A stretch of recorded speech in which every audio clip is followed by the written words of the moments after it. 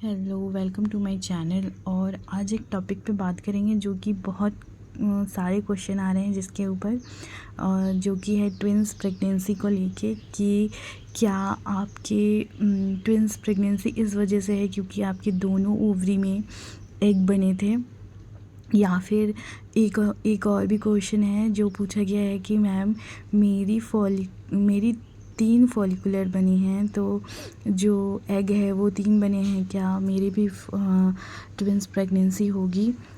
तो बता दें कि ऐसा ज़रूरी नहीं है कि आपके अगर 2 फॉलिकुलर हैं या 3 फॉलिकुलर बने हैं तो फिर ट्विंस प्रेगनेंसी ही होगी, क्योंकि ये कोई IUI या IVF नहीं है जिसमें कंफर्म है कि ट्विंस प्रेगनेंसी होती है।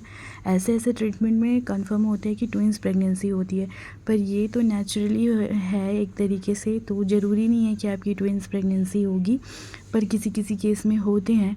पर चलिए मेरी रिपोर्ट के बारे में बात करते हैं कि पूछा जा रहा है कि मैम आपके दोनों साइड एग बने हैं, लेफ़्ट और राइट दोनों में, तो इस वजह से आपकी ट्विंस प्रेगनेंसी हुई। तो नहीं, ऐसे तो जो ओवरी होते हैं वो एक मंथ में एक ही ओवरी काम करते हैं। जैसे कि इस मंथ अगर आपकी लेफ़्ट ओवरी काम कर रही है तो अगले मंथ आपके राइट ओवरी वर्क करेगी। तो एक एग हर मंथ रिलीज़ करती है ओवरी।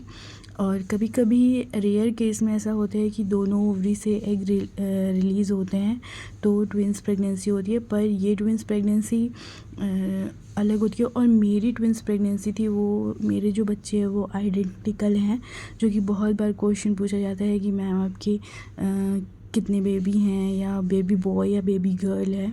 तो मेरे जो हैं वो दोनों बेबी बॉय हैं।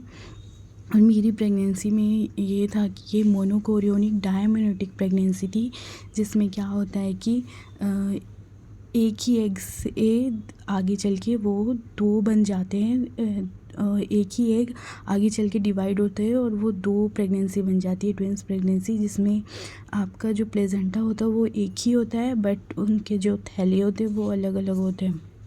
तो ऐसा ज़रूरी नहीं है कि अगर आपके दोनों ओवरी में एग बने हो तो आपकी प्रेगनेंसी ट्विंस होगी, ऐसा कोई ज़रूरी नहीं है। तो लेकिन हाँ, अगर आपके दोनों ओवरी में एग बने हैं और वो सही साइज़ में हैं, जैसे कि आप देख सकते हैं मेरी एक ओवरी में लास्ट 18 बना था, मतलब 18 mm, और दूसरे में बना था 21 mm। तो ये ओवरी, ये जो एग की साइज़ है वो बिल्कुल सही है प्रेगनेंसी के लिए।